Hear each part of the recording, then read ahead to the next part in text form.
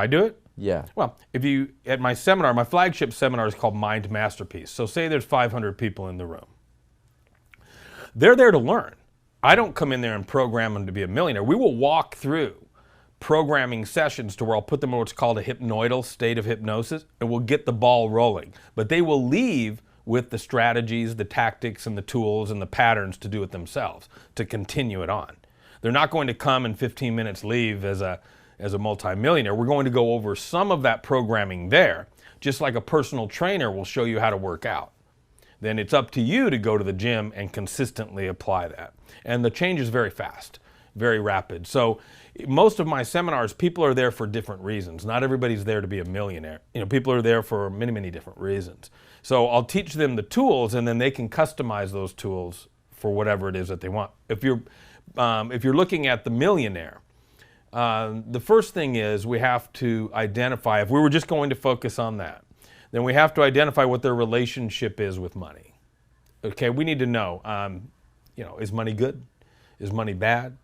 Do you feel that people with money are good? Do you feel that people with money are bad? So once we're able to ask questions and see what they're programming it, then we can unlock and come back and make sure that they don't have any problem moving toward that. Then we elevate their self-confidence and self-esteem on a subconscious level.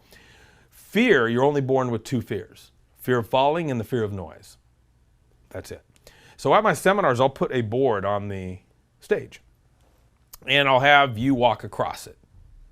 8 inches wide, 15 feet long, 12 feet long. No problem. Put you in a state of hypnosis, tell you that that board is suspended between two 20-story buildings. Remember the subconscious? It really thinks it is. You can't walk across it. Why? Fear of falling. Fear of dying. Is it really between two buildings? No, but your mind thought it was. So all the fear came in. I can't walk across it. Well, the same thing. I can't get on stage and sing that song for everybody because they may not like me.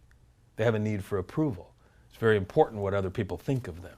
So we're able to go in, not disengage what other people think, but go in to the subconscious using a variety of techniques and get their self-esteem and self-image up to where they feel worthy of success. Once you're worthy of success and you attach it to something that you're making money by giving, not by taking, then the gate's open.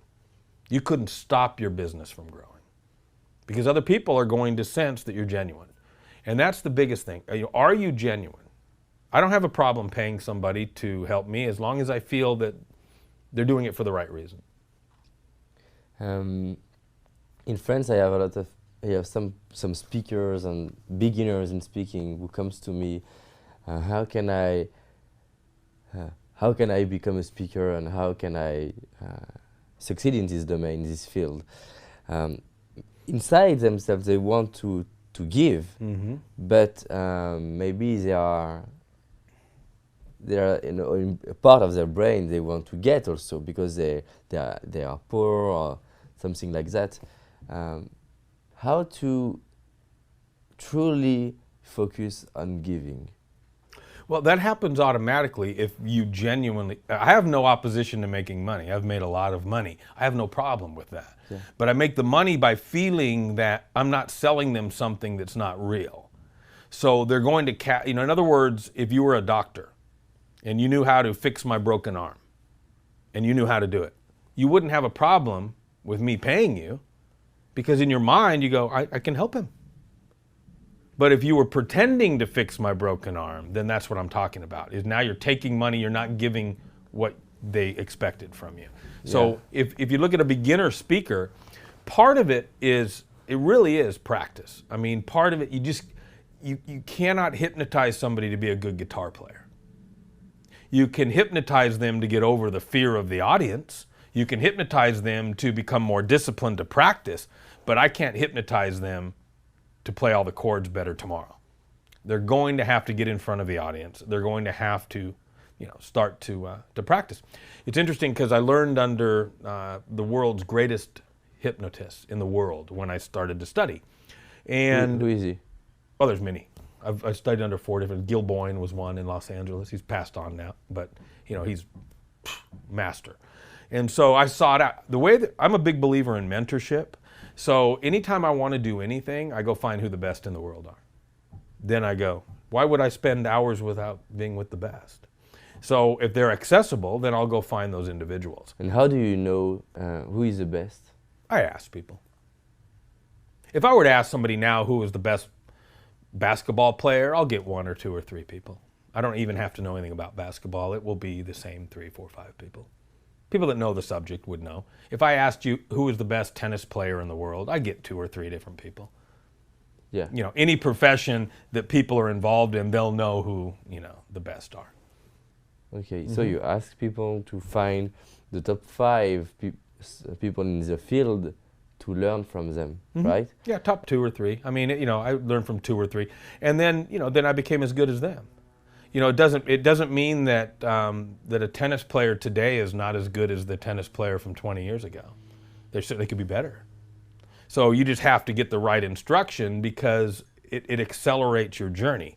I wanted to learn from the best people. It's not that big of a deal. I could have learned from other people. I just felt I wanted to learn. And when you say learning, you say following training, or you mean coaching, or you mean mentoring? Learning hypnosis.